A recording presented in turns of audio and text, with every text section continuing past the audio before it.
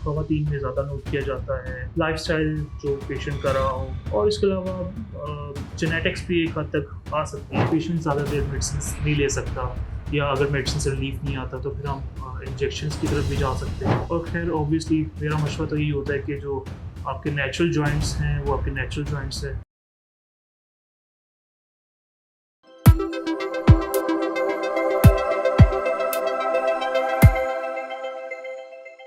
अस्सलाम वालेकुम, मेरा नाम डॉक्टर आतिश जावेद है और मैं as assistant professor university of Lahore में एज ए कंसल्टेंट ऑर्थोपेडिक काम कर रहा हूँ। इवनिंग में मैं और न्याजी हॉस्पिटल में from 8 to 10 Monday to Friday अपनी सर्विसेज प्रोवाइड करता हूँ एज कंसल्टेंट ऑर्थोपेडिक सर्जन। अभी हम आज जो टॉपिक डिस्कस करेंगे वो मोस्टली जो पेशेंट्स हमारे पास प्रेजेंट करते हैं ओपीडी वो है आर्थराइटिस के साथ। खासतौर पे आर्थराइटिस किसी भी जॉइंट का हो सकता है, लेकिन मोस्टली जो हमारे पास प्रेजेंट करते हैं वो जॉइंट पेन, नी में, घुटनों में दर्द होता है। खास तौर पे किसी भी एज ग्रुप में आ सकते हैं, लेकिन मोस्टली जो है 40 प्लस, 45, 50, यंग में भी हो सकता है, लेकिन mostly old age. Young age मतलब 40-50 तो यंग एज होते हैं, बट हमारे पॉपुलेशन में जॉइंट पेन्स जो जल्दी आना शुरू हुए। Reason Bing number 1, arthritis multiple types का होता है। एक ऑस्टियोआर्थराइटिस होता है, एक रूमेटॉइड आर्थराइटिस होता है, रिसेप्टिक आर्थराइटिस होता है।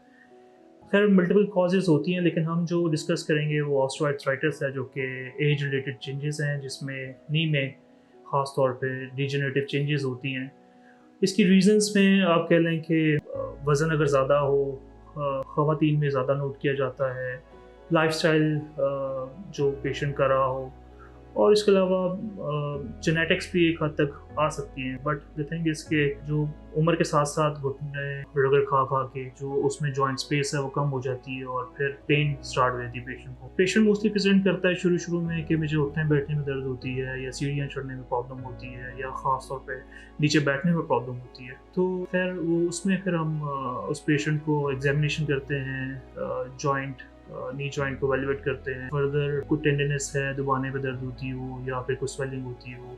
उसके अलावा फर्दर पेशेंट का एक्सरे इंपॉर्टेंट होता है, जिसमें ग्रेड करना होता है कि ये कौन सी ग्रेड में फॉल करता है, 1, 2, 3 और 4। इसके अलावा फिर उस हिसाब से हमें ट्रीटमेंट प्रोवाइड करनी होती है। पेशेंट मोस्टली जितना जल्दी प्रेजेंट कर दे उसकी उतने अच्छी रिकवरी चांसेस होते हैं। साथ में लाइफस्टाइल मॉडिफिकेशन करनी होती है। इसमें पेशेंट्स को हम फर्दर मोर एक्सरेज के बेसिस में ग्रेड करते हैं कि कौन से ग्रेड में ऑस्टियोआर्थराइटिस जो नी का है ये फॉल करता है। नंबर 1 पे तो इसमें हम जो ट्रीटमेंट प्रोवाइड करते हैं वो मेडिसिन आ जाती हैं। आजकल बहुत अच्छी मेडिसिन आ गई हुई हैं जो कि पेन रिलीफ के लिए अच्छी होती हैं। साथ में फिजिकल थेरेपी आती है, फिजियोथेरेपी का रोल बहुत इंपॉर्टेंट है। फिर नंबर 3 लाइफस्टाइल मॉडिफिकेशन कि आपने क्या क्या काम करने हैं, क्या नहीं करने।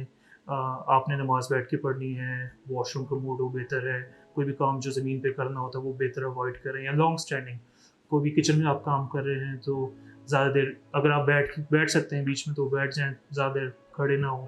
लेकिन ऑब्वियसली आप अगर ऊपर वाले फ्लोर पे रहते हैं तो ग्राउंड फ्लोर पे शिफ्ट हो जाए तो बेहतर है, ताकि सीढ़ियाँ ऊपर नीचे चढ़ने की फ्रिक्वेंसी कम हो जाए। बट अगर नहीं भी होते तो मजबूरी है कुछ लोगों की जो फर्स्ट फ्लोर पे रहना होता है। लेकिन खैर आपने ये सारी मॉडिफिकेशंस जो लाइफस्टाइल है जिसके बेसिस पे आपका मेडिसिन पे डिपेंडेंस भी काफ़ी हद तक कम हो जाती है। और हाँ, अगर आपका वज़न ज़्यादा है तो वो आपने डाइट पे भी कंट्रोल करना है। अगर आप 10% ऑफ द बॉडी वेट अपने जिस्म का 10% भी वज़न कम कर लें तो काफ़ी हद तक आपका नी पे जो प्रेशर आता है वो कम हो जाएगा। तो पेन जो आपको सिविरिटी है वो ज़रा फ़र्क पड़ जाएगा। Treatment always depends on the grade. Number 1 stage 1 और 2 में मोस्टली मेडिसिन्स वगैरह का रोल आता है और लाइफस्टाइल मॉडिफिकेशन है, फिजियोथेरेपी है। साथ में कुछ इंजेक्शंस हैं जो कि पेशेंट की सिविरिटी के हिसाब से होते हैं।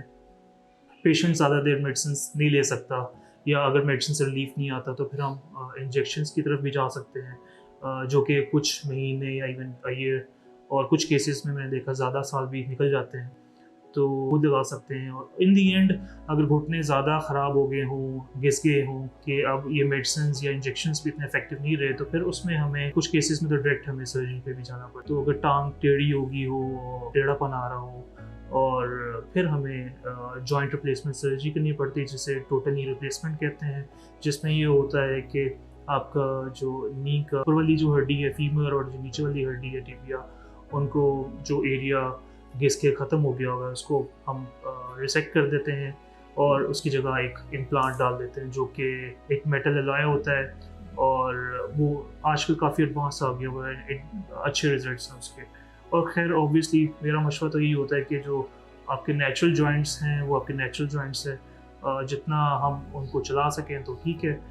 लेकिन जब जाके मेडिसिन्स और बाकी फिजियोथेरेपी और इंजेक्शंस अगर इफेक्टिव ना हो और आपकी लाइफस्टाइल इफेक्ट हो रही हो कि आप चल फिर नहीं सकते, अपने रूटीन के काम नहीं कर सकते, और मेडिसिन से आपका स्टमक डिस्टर्ब होता है और आपकी कंप्लाइंस नहीं है, आप नहीं ले सकते, तो फिर उन केसेस में फिर जॉइंट रिप्लेसमेंट सर्जरीज पर जाना पड़ता है। इन केसेस में हम आपको एडवाइस कर सकते हैं, लेकिन डिसीजन आपका अपना होता है कि किस तरफ जाना चाहते हैं। लेकिन totally it's always depends on what trade is yours. कि इन केसेस से रिलेटेड ख़ास तौर पे ऑस्टियोआर्थराइटिस नी, अगर आपके ख़ास तौर पे नी जॉइंट में पेन होती है और उसके लिए आप कंसल्ट करना चाहते हैं, तो यू आर ऑलवेज वेलकम। आप न्याज़ी हॉस्पिटल के नंबर्स स्क्रीन पे आ रहे होंगे, आप कभी भी हमें कॉन्टैक्ट कर सकते हैं।